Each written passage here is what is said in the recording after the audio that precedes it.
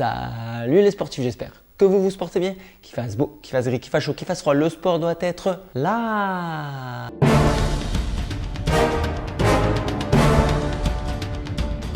Nike Metcon Turbo 2. On garde la forme et l'idée générale de la Metcon Turbo 1 en y rajoutant des technologies supplémentaires. Je t'avertis tout de suite, c'est une chaussure destinée à un public averti en crossfit et ou en chaussures minimalistes. Donc si tu n'as jamais fait de crossfit, tu veux t'acheter une paire de chaussures de cross training et déjà sur une chaussure minimaliste, cette Nike Metcon Turbo te correspondra tout à fait. Je démarre par les nouveautés. Donc la tige. La tige, elle est en mèche, donc très léger, très dynamique et très aéré.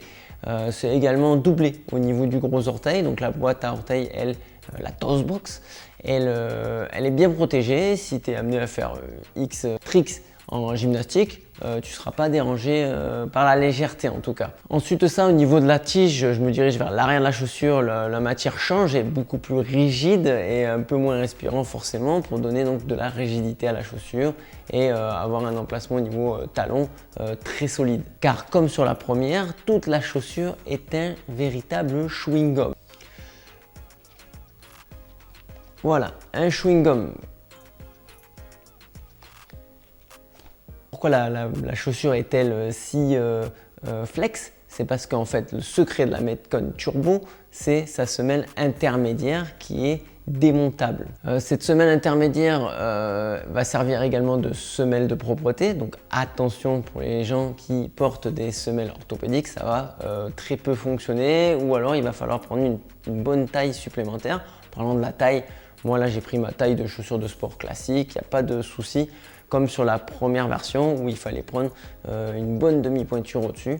Là, vous pouvez vous diriger sur votre taille habituelle. Je continue sur cette semelle intermédiaire où dessus, il y a Nike qui a posé sa nouveauté, le Zoom Air.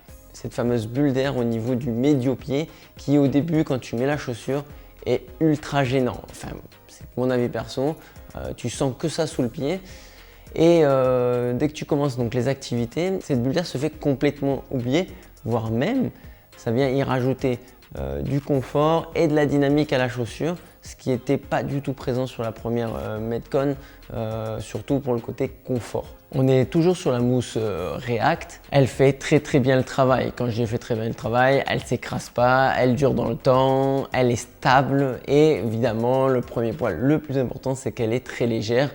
Cette mousse qui est utilisée par Nike sur absolument toutes ses chaussures n'a plus ses preuves à faire. Le laçage, quant à lui, a été revu également. Il est revenu au centre de la chaussure, tient très bien le pied, l'englobe très bien sur un lacet à plat. Donc rien de particulier sur celui-ci. La languette, quant à elle, est toujours aussi fine et minuscule. Moi, c'est pas ma languette préférée, mais elle n'est pas dérangeante. Elle est semi-emprise, donc elle bouge absolument pas. Mais si tu es amené à serrer fort tes lacets, forcément que ça va un peu cisailler le pied. Le grip extérieur, le caoutchouc est très bien. Nike n'a rien changé, ni dans la forme, ni dans la matière. Donc si tu veux en savoir plus, c'est juste là sur la première vidéo. Ça fonctionne très bien. À l'arrière, vous retrouvez le gros bloc en plastique avec le demi-spoiler pour gagner du poids et du style, qui également sert au niveau haltérophilie, au niveau emprise au sol. Donc on se sent très bien pour lifter avec cette chaussure. Tout ce qui est activité très dynamique, courir, box jump, corde à sauter, etc. Et là il va falloir un peu d'expérience, ça bastonne un peu malgré le Air Zoom qui est là. C'est délicat, hein, t'es pas dans une basket de running, attention. Sur cette chaussure, on est sur 320 grammes. Pour vous donner un ordre d'idée, c'est le poids de la Metcon 7. Donc c'est pas transcendant au niveau du poids, mais de toute façon 300 grammes au niveau du pied en cross-running, on a l'habitude. C'est ni lourd ni très léger. Et elle se place dans un tarif de 149,99 €. Ah, là, on est sur le haut du panier, ça commence à faire cher la chaussure. Donc conclusion sur cette Nike Metcon Turbo 2. Chaussure destinée, comme je vous dis en début de vidéo, à un public averti. Elle va être capable d'aller faire à peu près toutes les activités, sauf les sports où il y a une activité de run principale, parce qu'elle est très proche du sol.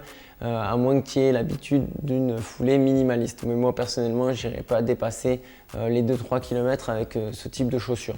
Moi j'ai l'impression que Nike sur la Turbo teste ces nouveautés technologiques. Il place des nouveautés, voit si ça fonctionne, comment ça fonctionne. Et Nike met le paquet sur la Turbo à chaque fois. Et après, peut-être qu'on le retrouve sur ces modèles d'haltérophilie ou de cross-training.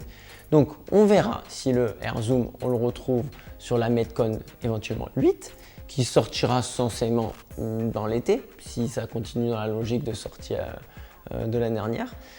Et on verra si j'avais raison. En tout cas, si tu te diriges vers cette chaussure, tu auras le meilleur de chez Nike en cross-training, en termes de dynamique en tout cas.